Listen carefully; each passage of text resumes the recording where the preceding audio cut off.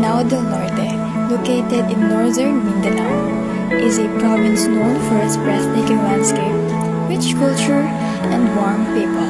It beautifully blends natural wonders with meaningful history, making it a powerful destination for travelers seeking both adventures and insight.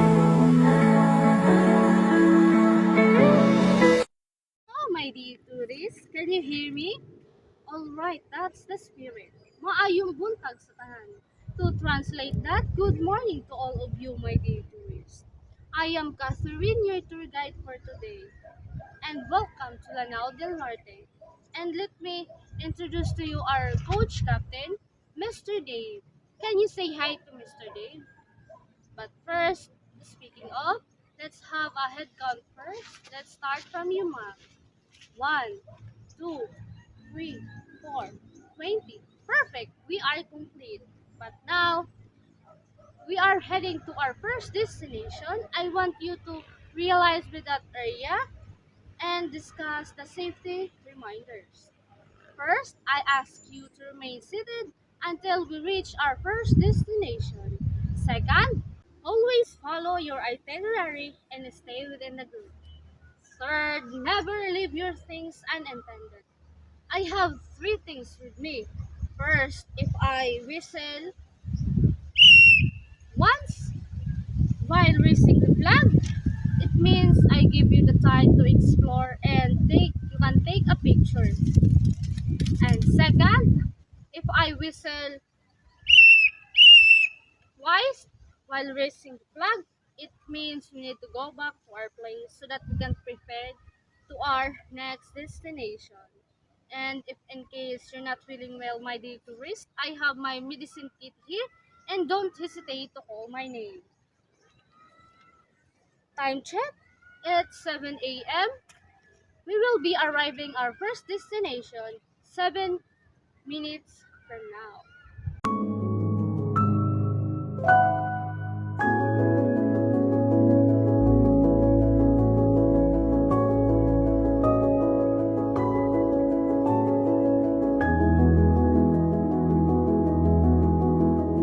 Finally, we are here to our first destination.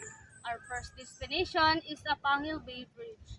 This is the longest sea crossing bridge in the Philippines, connecting the provinces of Lanao del Norte and Misamis Occidental. This bridge offers a stunning view of the sunset. It is not just engineering marvel, but also a symbol, connection, and progress.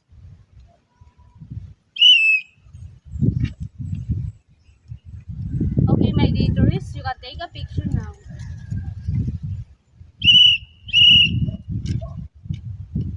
Okay, my dear tourists, time's up.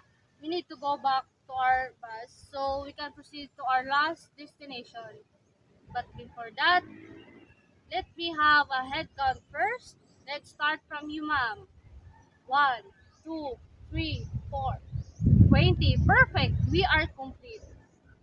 Okay, my dear tourists. Huwag muna tayong umuwi.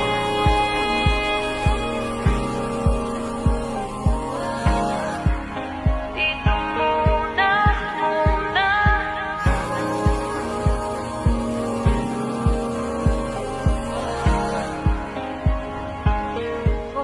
Our last destination is Maria Cristina Falls, known as the Twin Falls because of the rock formation that split the water as it cascades down these 320-foot waterfalls.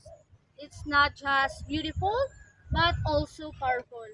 It serves as a major source of hydroelectric power for Mindanao.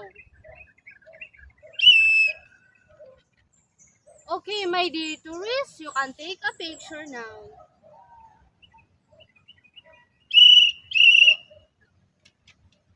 Okay, my dear tourists, time's up. We need to go back to our bus. But before that, let's have a head count first. Let's start from you, ma'am. 1, 2, 3, 4, 20. Perfect. We are complete. Okay, my dear tourists, as our tour comes to end, I hope you've enjoyed discovering the beauty and history of Lanao del Norte. Thank you for joining me today and have a safe travel and we hope you see you again soon.